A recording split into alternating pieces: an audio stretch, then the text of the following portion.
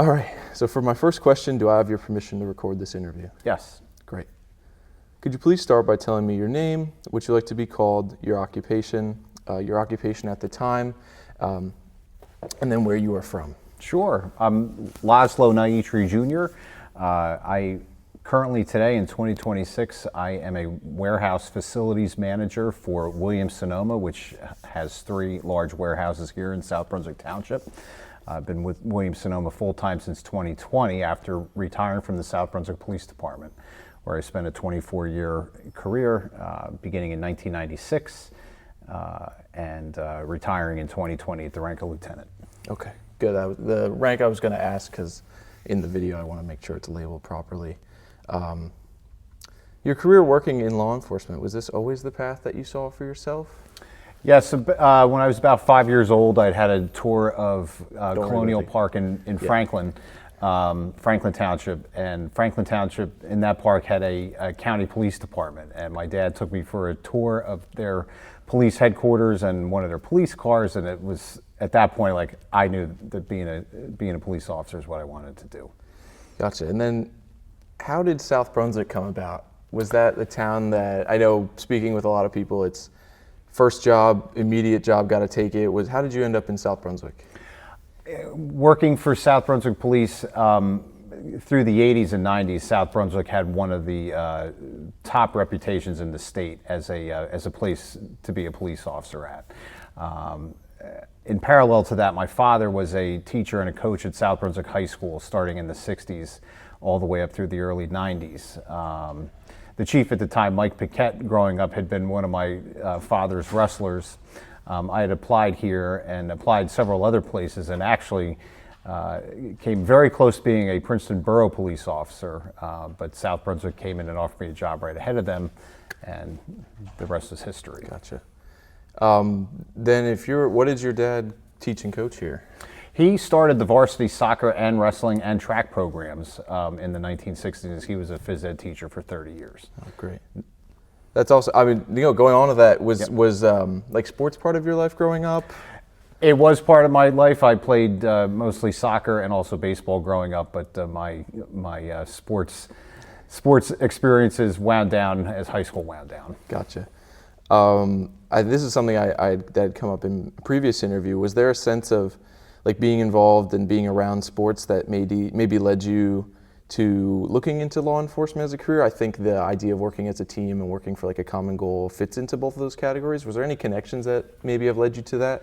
For me, not really. To be honest, I developed the interest just when I was a little kid, and this is what I wanted to do, and became kind of laser focused after that. Totally makes sense.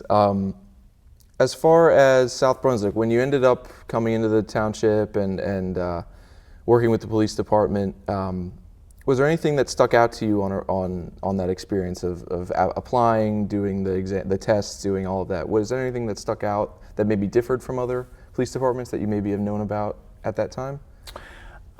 With applying for South Brunswick versus the other departments at the time, South Brunswick had the biggest application pool. There were, I want to say, about 700 applicants. It's not like that today. Now policing is having to recruit, but it was the other way back then, where a lot of people wanted to get into the business. That's really interesting. Okay. So there was a written test and a physical test, and you had to score very well to even be considered. And fortunately, I had my A game both of those days and did very well. What year did you get brought onto the police department? 1996. Okay, sounds good. What was your first initial experiences like on the police force? What kind of responsibilities did you have at that time? When I was brand new, I was assigned to patrol. I was hired as I was graduating from the Somerset County Police Academy. I had a field training officer, his name is Scott Bevensey. I would call him a friend today. Actually, he's retired too, but I last saw him about a year ago. And you were asked about the teamwork. There's camaraderie there that builds when you work with people and you count on them and they count on you. So at the beginning, the first 5 or 6 years, I was assigned to patrol. Eventually got an assignment in our Traffic Safety Bureau and spent several years in there. Returned to patrol, also did evidence technician work, which was a patrol-based function along the way. before a promotion to sergeant, spending 4 years as a sergeant in patrol, and then promotion to lieutenant my last 4 years, where I was a patrol commander and also spent years as support services division commander. Okay, good to know. That's awesome. So you were, compared to the previous interview I had, you were on the force for a little bit longer than some of the other folks one of the other gentlemen that I spoke with who was going to New York City in 2001. Mm-hmm. Kind of transitioning over to that topic, was there any significant experience? Obviously, no one could have thought something like that could have happened in 2001 in the United States. Mm-hmm. Yes. Did you ever think, in your experience working in South Brunswick, were there any times that you had to respond to a call that was something that was that big of a deal? Not as big as what had happened in New York, but were there any major experiences in your time on the police force prior to 2001 that maybe, in hindsight, you could look back on, that maybe gave you some mindset of how to deal with large-scale situations in a township? Prior to September 11, 2001, there's really no situation compares to 2001, but we had hurricane in 1999, Hurricane Floyd, that upended life in the town for about 10 days. My first couple of months on the job, I started in 96, but in early 1997, we had a couple of warehouse fires on the east end of town. They were intense enough that smoke was carrying debris towards New York City, believe it or not. It was called the Iron Mountain Fire, so it was one right after the other. I know about that. Okay, Yep. so there were those, and we also, for a large-scale event in Packtown, we did have, at the time, President Clinton came and did a visit to the township, and the level of security that went into that was far beyond what most people would even think. Sure. So there was military, aviation, Air Force, Marine Corps cover overhead. Wow. We didn't even know it was there. That must have been a wild experience at that time. You just like jump right into this. And layers of perimeters and security. I could only imagine what that was like. Obviously, I've seen, having grown up here, seeing the newspaper clippings of him out on the Crossroads field and stuff like that. That's a really interesting story, and that's another thing I would love to talk about in the future. So as far as September of 2001, on the 11th, could you walk me through the day in any way you can? How did your day start? Where were you? Just when you got up, etc. My day on September 11th, I happened to be off that day. It was a scheduled day off. My day started, believe it or not, at a local gym on Route 27 on the Franklin side, opposite Sand Hill Road. It was called New York Sports Club, and I lifted there with a couple of other officers, also retired. Their names Mark Lorenz and Bob Weiler, and we had lifted that morning together. And we were in the gym when things started to show on TV of what was going on, and it was the first tower being hit was eyebrow raising, but then when the second tower was hit in such a short period of time, now it's like this isn't. Something's wrong here, and so the day went on. I think even in the time that we were in the gym, I think even the towers came down. So much happened in between that basically 8:30 and 10:30 window that morning that it had me home kind of after that, glued to the TV, on the phone with my friends, with parents, girlfriend at the time. You know what's going to happen next, and I remember during the day probably. We don't get a lot of military aircraft here, but I lived on Kendall Road at the time in the Kendall Park section of town, and there was a fighter jet went basically treetop level right over the roof of the house. That had never happened before, never happened since. It was just I shook the house. It was a wild experience. I happened to be where I could see out the window, and I just saw the flash of the jet going by. It was a very, very unique experience. And then for me, specific to 9/11, I want to say it was about 2 o'clock in the afternoon. That afternoon, I got a call from Lieutenant Rich Hutchison, who's retired. His son, also named Rich, is currently lieutenant on the department, but the father called me, and I still remember the way we talk and whatnot. I picked up the phone. Hey, LT, how you doing? And his words were, "You want to go to the city?" And I said, I paused, sure. Okay, be here in an hour, meaning be in the headquarters in an hour. So got my stuff together, let my girlfriend at the time know that I was heading off to the city. Just as I was about to leave to go to the city, she came flying in the driveway trying to tell me, no, please, I don't want you to go, I don't want you to go. I said, no, I'm committed, I got to go. Went to police headquarters, met up with the team, which included Lieutenant Jardulo, he was a patrolman like I was at the time, Jay and I and the others. And I remember having a quick briefing in the muster room. Chief Paquette greeted us in there. The chief wasn't usually in muster; it just wasn't part of his role, but he was in there for that. And he said to us, "I don't know where you guys are going. I don't know what you're doing. I don't know when you're coming back, but I wish you the best of luck and thank you for accepting the assignment." So, it was wild. Sure, and this is something I had asked previously because, Jay had said that it was. He thought that he thinks that he was chosen because his supervisor liked him and was also being sent. Do you think you have a reason or knew why you were chosen, or was it just let's call who's available? It was exactly the same thing, and I'm actually glad you're asking me about that because it brings up another memory. Lieutenant Hutchison had picked two sergeants to go. One of them was Sergeant Glapion, who Jay worked for, and the other was Sergeant Luck. And Sergeant Luck was my direct boss when I was working, and he selected me to go. And so I can tell you that all these years later, the biggest honor of my career was that pick right there. That he had that much faith in to take me into the unknown. That was really cool. Sure, and obviously I can only imagine. The experience of you're sitting there like anyone else, uncertain about what was going on, why things were happening, realizing maybe these incidents were intentional. Even your superiors being like, we don't know what you're going to do, just go.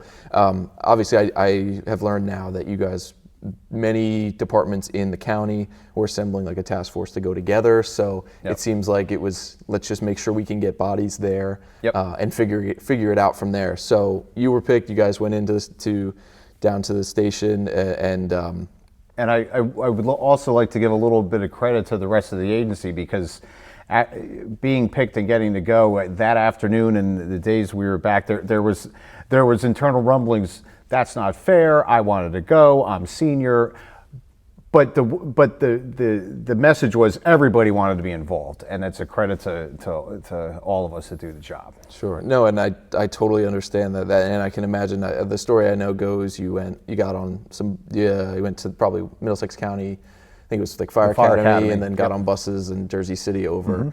Mm-hmm. So walk me through what was the kind of experience getting to Middlesex County, coming together with however many other departments. I understand that it was probably almost every major township that had a number of officers. Could you walk me through what that experience was like, and then maybe when you arrived in Jersey City and kind of the anticipation of, because at that point it had been 12 or so-ish hours, right? Yeah. Going into that? Yep. So my memories of mustering up at the county level aren't as clear.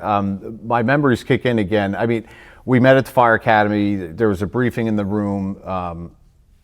There wasn't things were so chaotic in New York City that one of the things that we use in public safety to control scenes and control events is something called incident command. Incident command had basically been wiped out, so it was still chaos. It was still kind of a free for all, and that was kind of the feeling even when we were mustering at the county level before going to the city. We went to the city. I remember being on Staten Island Ferry. I do remember in this line of work, there's a lot of behind the scenes joking around, chop busting, things like that, keeping moods light. There was none of that. It was completely wiped out. Everybody was quiet. Everybody was somber.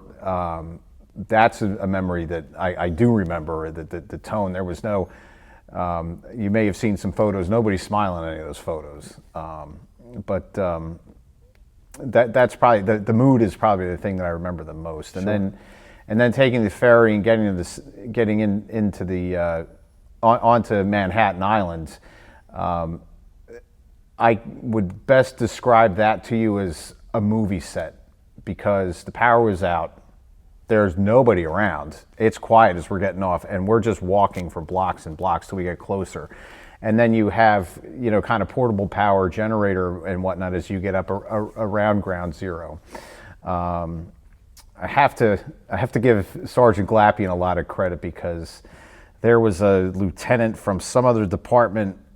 It might have been Highland Park. I can't really remember. Just telling you for the story, but this lieutenant from some other department tried to have us work security at some intersection where there was nobody. And I remember Sergeant Glappian telling him, "You may be a lieutenant, but you're not my lieutenant. Come on, guys, we're going." And so we went right up to the pile. So the pile meaning ground zero, Sure. the rubble. And then when you were getting to that experience, I can imagine the mood is still kind of haphazard. It's still solemn, but you don't know really what you're getting into. I'm sure you could, the debris was still escalating into the sky. Yep. Like you said, something out of a movie, but at the time you don't really have an idea in popular media, like a movie, of what could happen to a city in like, it is something out of Yeah. a movie. And going into that, you don't know what that could be like. So I can only imagine what that was like. And when you came up upon the ground zero, what was your responsibility then? It was just to look around for any signs of life. And again, we were really on our own. There was still no command and control, instant command, nothing. Everybody was just kind of doing whatever they could to help out. And that was the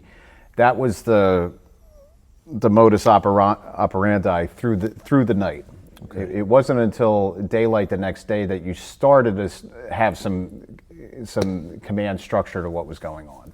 And about how long were you in that setting? Were you at ground zero the majority of that night, and then transitioned somewhere else? Could you walk me through that? We were at ground zero for a majority of the night. I think to the point where we got to a level of exhaustion, we took a break and we went to, there's all kinds of federal police agencies that maybe you've never heard of, but Federal Protective Services Police, I think that was the name of it. They had a building in Manhattan, and their chief or their director actually lived in South Brunswick. So there was a little bit of we kind of had a connection, so we were able to go over there, kind of take a break. I want to say maybe, I don't know, I can't really remember, but deep in the night, at 3 a.m. to 5:30, just a little bit of a break. And then as daylight came, we went back out to the pile, and that's where you started to have human chains, first responders, medical professionals, just getting in a line, just trying to pull anything of value, whatever, out of the pile. We were not. When I was there, we were not pulling any survivors out. The rubble was just so much. We were just looking for signs of life in anything that we could find. Sure, and Jay had mentioned the bucket brigade responsibilities, Yes. passing things along. Mm-hmm. So that's good to hear that again. Yes. And you were there. What time did you start to? How did they? I mean, I'm sure there were more agencies coming in from the tri-state area to help relieve you. Yep. More first responders in other ways, fire, EMS, federal responsibility as well. What was the timeline like coming back and maybe starting to up and leave from the city? Early afternoon, we got a direction from Captain Morosi back here that we were going to be returning. It was about a 24-hour spot, and they wanted us recalled to come back, and they were going to plan for another crew to go out. Okay. And what was it like coming back?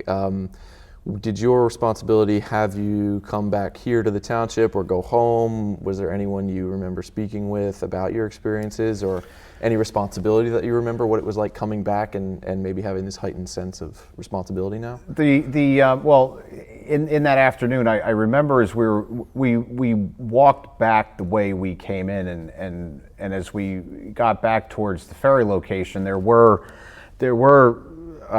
civilians around, but they were behind barricades. It felt like the approach to the ferry felt sort of like a parade route, and there were a lot of people around wanting to do whatever they could. And I just remember as we were walking through that crowd, and it was a lot of Middlesex County officers at that point. But I remember somebody in the crowd. I remember we're still in New York City. I heard somebody yell out, "Thank you, South Brunswick," because they must have seen that shoulder patch. Mm-hmm.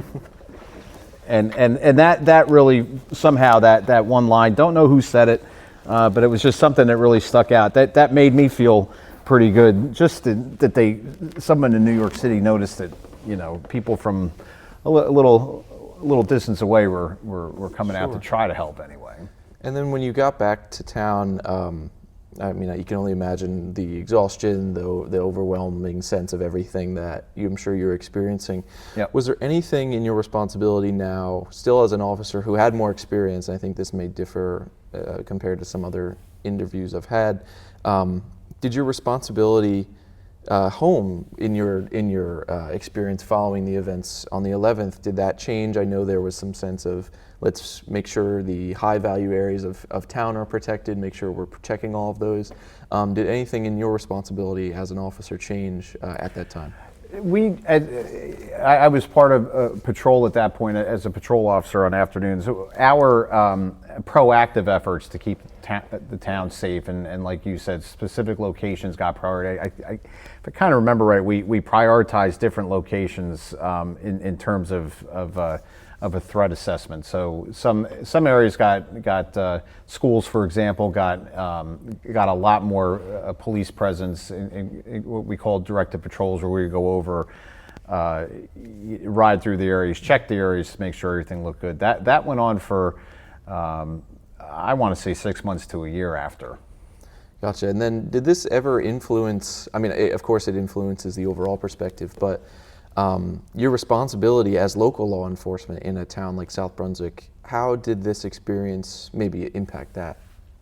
I'm sorry, just one more time. Like your responsibility as a local law enforcement officer, and this could be not just right after 2001, but as time went on, did this influence your thoughts about what your responsibilities would be going forward, how you would protect high value areas like celebrations in South Brunswick or buildings? Did something change, like as maybe you moved up in responsibilities from patrol to I higher think so. ranks and things?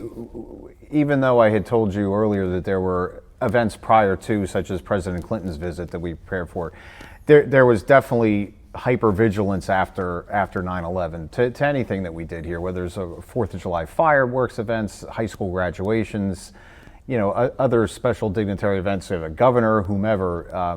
We were wanting to make sure that nothing would happen that was bad on our watch. Sure.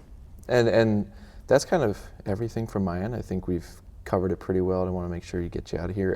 For my last question, is there anything else that you would like to share about your time working on the police or within this experience overall? Just that through my father, I've been around this town since I was born, since 1973. So and I'm still a township resident 53 years later, and it's just I've been retired from policing for 6 years in the private sector, but it's an honor that somebody remembered and wanted me to come in to have this discussion with you. So thank you. It's an honor. It really is. Okay. Well, we really appreciate you being here, being able to share this story. I know this will be impactful, especially after we put this stuff together for the township.